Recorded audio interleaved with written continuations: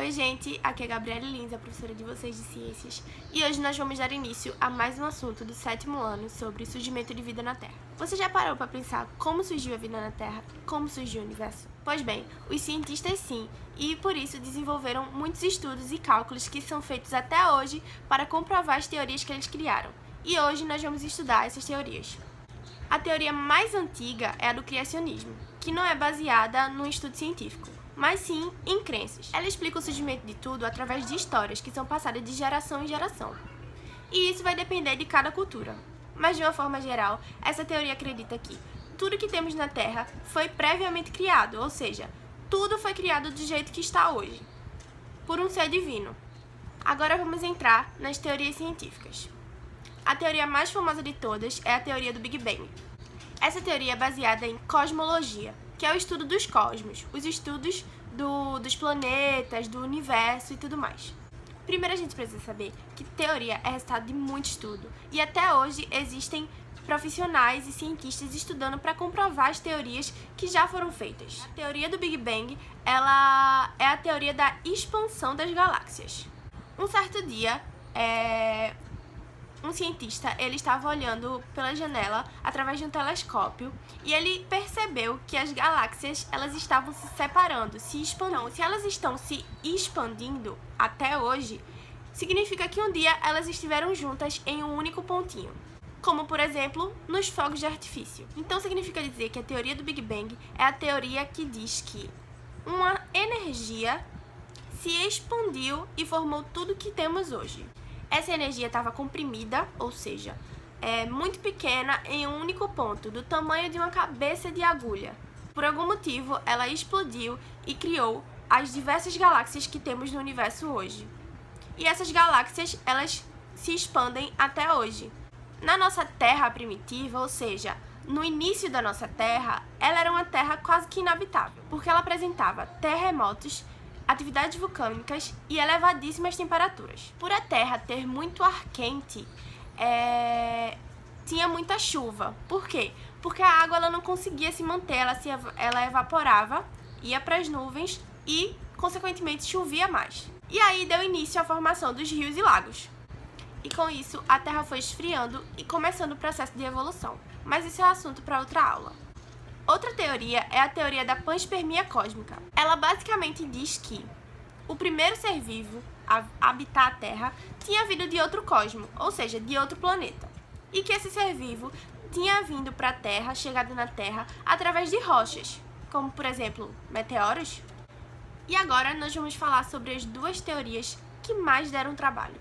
A teoria da abiogênese e da biogênese. A teoria da abiogênese foi desenvolvida pelo filósofo Aristóteles, e ele acreditava que a vida poderia surgir através de uma matéria bruta e um princípio ativo.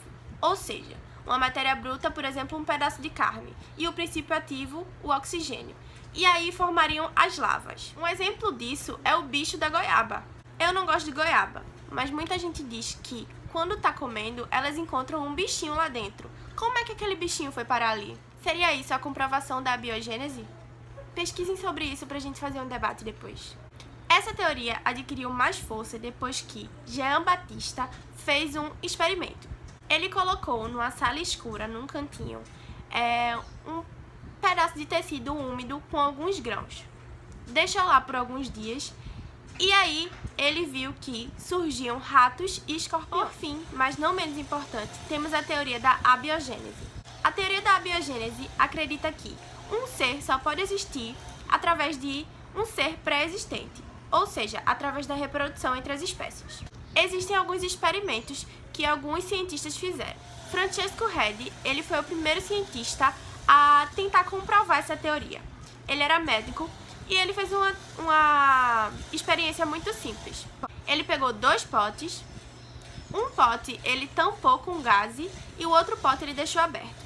Dentro desse pote, ele colocou uma matéria orgânica morta, que pode ser um peixe morto, por exemplo. E ele observou que, no pote que estava tampado com a gaze, dias depois, não surgiam lavas. E no pote que estava destampado, surgiram lavas.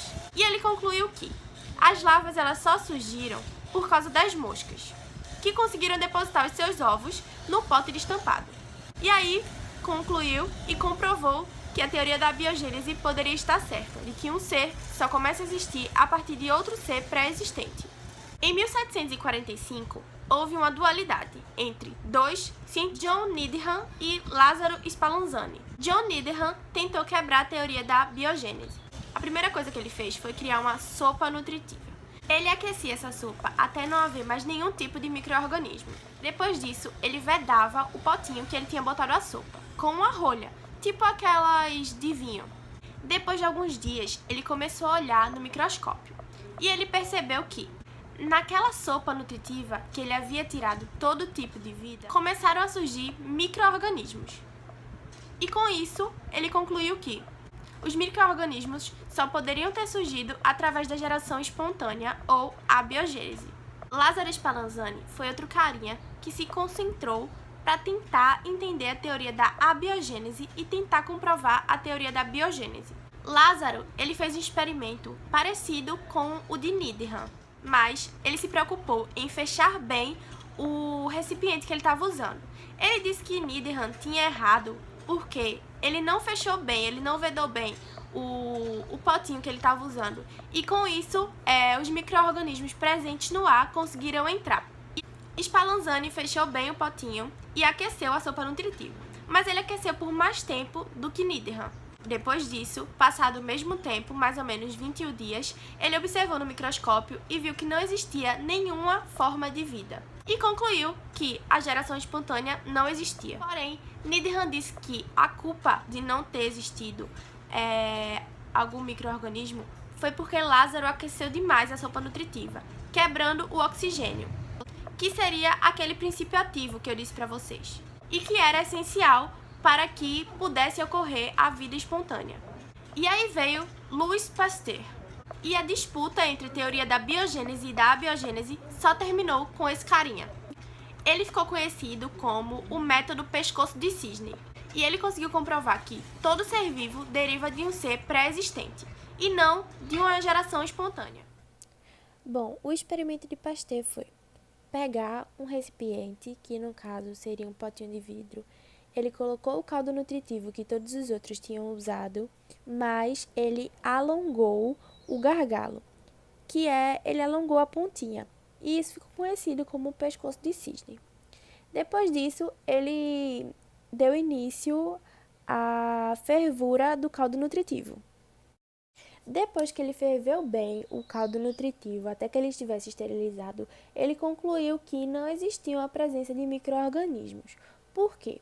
Porque esses micro-organismos só começaram a se proliferar depois que ele quebrou a pontinha do frasco. E aí ele pôde perceber que, em contato com o ar, com a atmosfera, os micro-organismos começaram a surgir.